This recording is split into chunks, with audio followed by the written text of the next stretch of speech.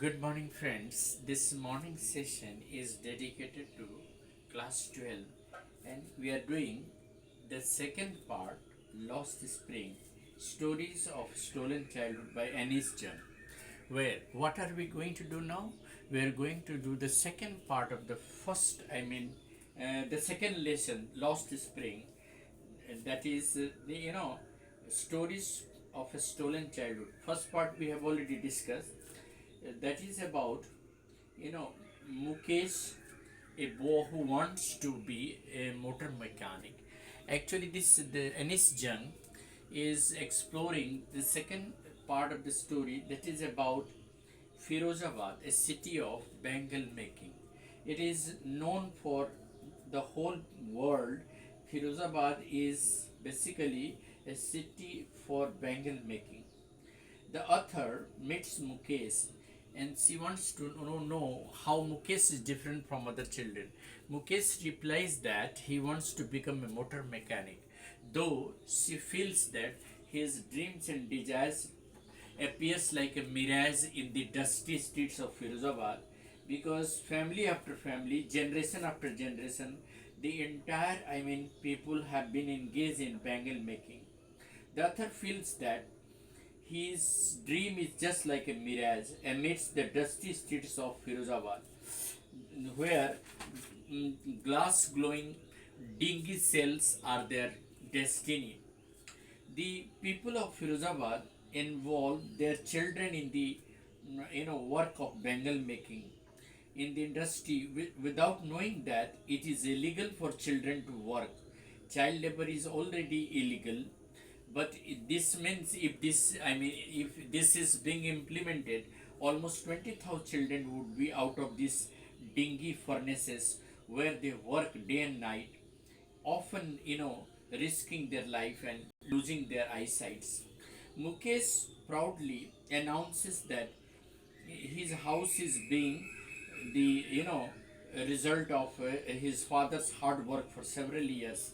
But the fact is that his family is also the victim of the sahukars, the middlemen, the bureaucrats, the politicians, and the police. Because even when they desired, they could not come out of this vicious circle of poverty and lineage that has really been the cause of their suffering.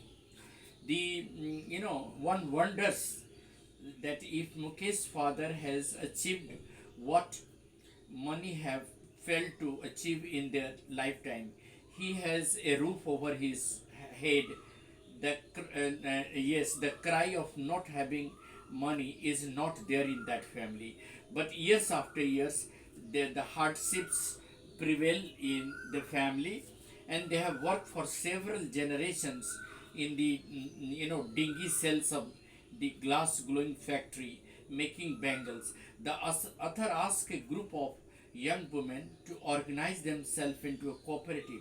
She, you know, learns to, answer the question, but she says that it is impossible for them to come out of this and organize themselves into a cooperative, because that is illegal for according to the landlords and the according to the bangle factory managers and the lineage of the police, the bureaucrats, and the middlemen.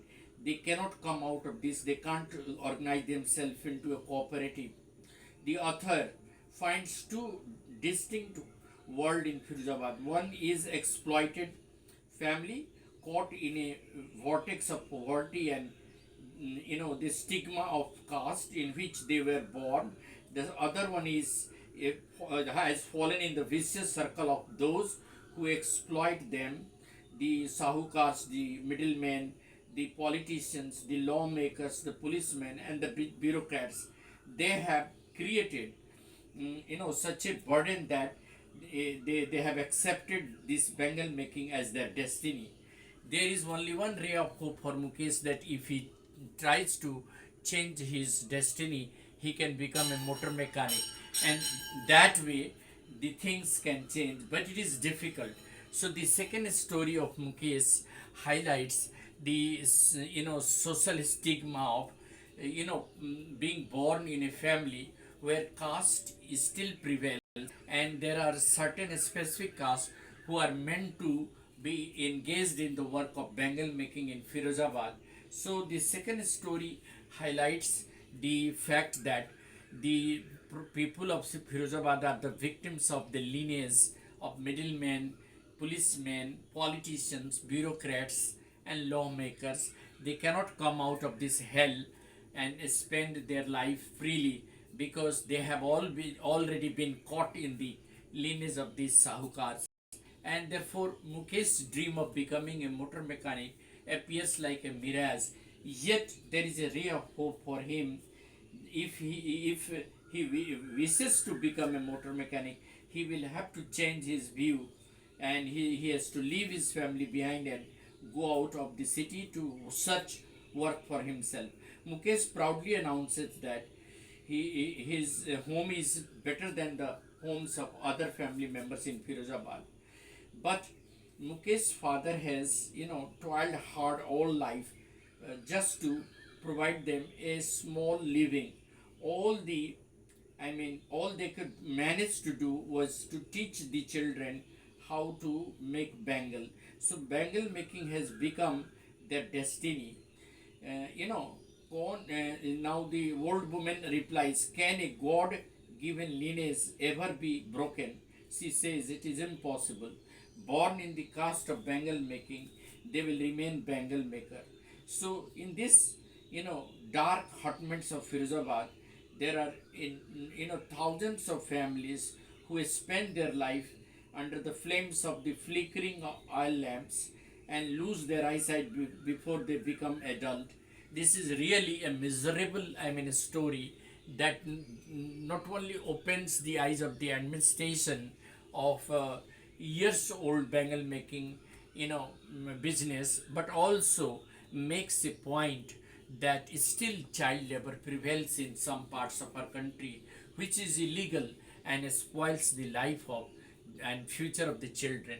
These children should have been in schools and getting education, brightening their future and the future of the nation. So the authorities must understand that involving the children in the task of bangle making in Firozabad is totally illegal and it should be completely banned. And that is what Anees Jung thinks about. Though Mukesh is a ray of hope for the people of Firozabad because he wants to become a motor mechanic, breaking the lineage, family lineage of years old bangle making business and wants to become a different human being. So that is how I conclude this second part of the story, from the Lost Spring by Anees Jung. Thank you. Have a nice day. This is Eddie Singh on the channel Easy English by Eddie Singh. Your own